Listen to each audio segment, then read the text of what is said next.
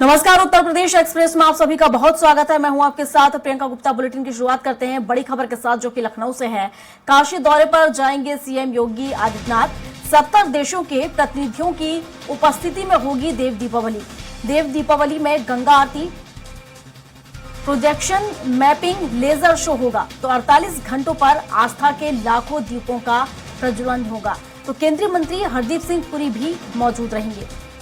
तो बता दें कि अयोध्या की तर्ज पर काशी में भी देव दीपावली मनाई जाएगी। इससे पहले हमने देखा अयोध्या में किस तरीके से दीप उत्सव मनाया गया था, और अब उसी की झलक काशी में भी देखने को मिलेगी। और आज देव दीपावली मनाई जाएगी, तो तैयारियां इसको लेकर की जा रही थी काशी में देव दीपावली मनाने की। और काशी में अब देव दीपावली मनाई जाएगी, तो 48 घाटों पर यहाँ पर दीपोत्सव किए जाएंगे। केंद्रीय मंत्री हरदीप सिंह पुरी भी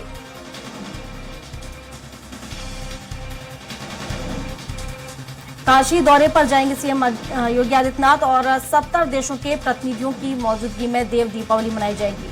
तो देव दीपावली में गंगा आरती, प्रोजेक्शन मैपिंग, लेजर शो भी होगा। 84 घाटों पर आस्था के लाखों दीपों का प्रज्वलन किया जाएगा।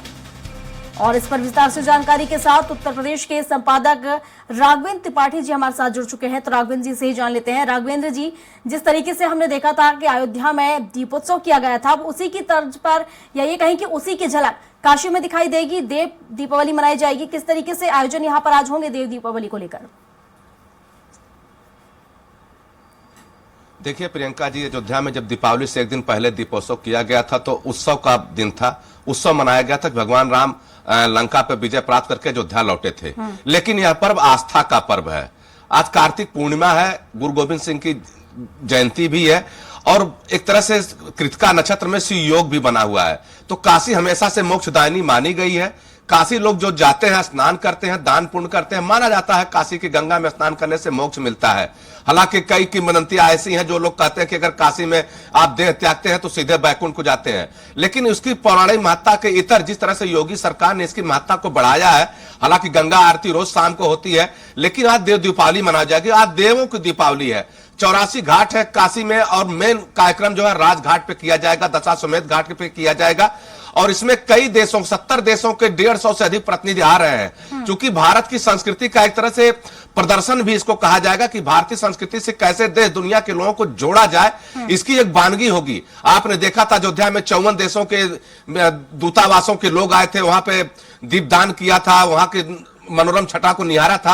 आज काशी में है, आज पूरा भक्ति का माहौल है। वहां पे दान पुण्य लोग कर रहे हैं। सुबह से गंगा स्नान चल रहा है, शाम को देव दीपावली मनाई जाएगी, आरती होगी, लेजर शो किए जाएंगे। तमाम इस तरह के कार्यक्रम है जो कि एक भव्यता को प्रदान करेंगे काशी को। और दूसरे जो कृतिका नक्षत्र है जिसमें शिव योग बना हुआ है, ऐसे समय में माना जाता है कि ऐसे तिथि पर गंगा स्नान करने से, गंगा में दान करने से सबको मोक्ष मिलता है जो लोग हैं। तो योगी आदित्यनाथ अभी दोपहर बाद वहां पहुंच जाएंगे, तैयारियों का जायजा भी लेंगे। चूंकि बड़ा कार्यक्रम है, प्रधानमंत्री का संसदीय क्षेत्र भी है, हिंदुओं का बड़ा त्योहार भी है। योगी जानते हैं कि जब देश विदेश के प्रतिनिधि आए हैं तो उन्हें ऐसी कोई इच्छा भी नहीं दिखाई जाए ताकि भारत के प्रति उनकी एक गलत धारणा बने।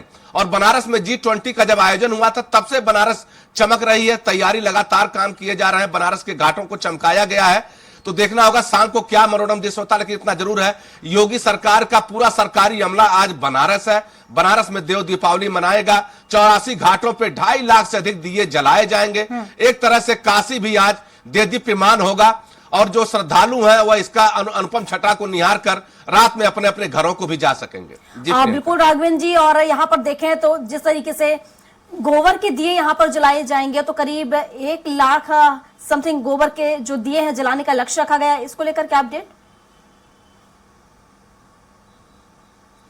जी बिल्कुल, देखिए योगी सरकार शुरू से प्रयास कर रही थी कि जो गोवंश है, इनका जो भी, चाहे गोमूत्र हो चाहे गोबर हो, इनका उपयोग किया जाए।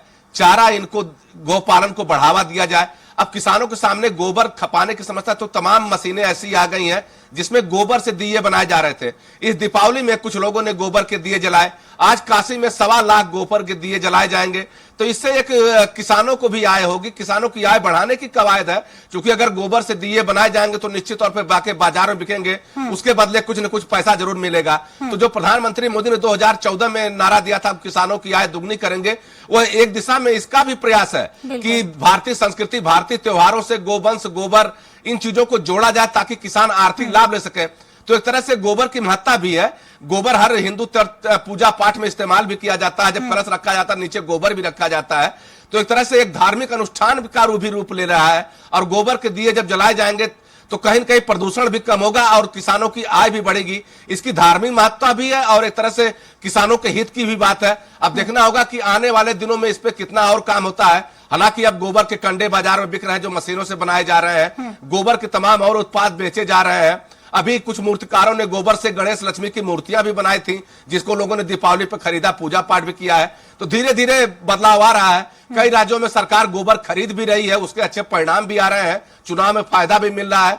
तो कुल मिला के एक ये भी इशू है कि किसानों की आय कैसे दुगनी किया जाए और जो धार्मिक महत्ता की चीज है गोबर, उसको बनारस में कैसे इस्तेमाल किया जाए, बाकी धार्मिक त्योहारों में कैसे इस्तेमाल किया जाए, इसकी भी एक वानगी होगी। अब देखना होगा कि 1.25 लाख दिए जो जलाए जा रहे हैं उनकी क्या उपयोगिता होती है, किस तरह जलते हैं, सुलगते हैं या जलते हैं, तो देखने वाली बात होगी। लेकिन गोबर के दिए में देसी घी डालकर जलाने की व्यवस्था योगी सरकार ने किया है और किसानों की आय इससे जरूर बढ़ेगी।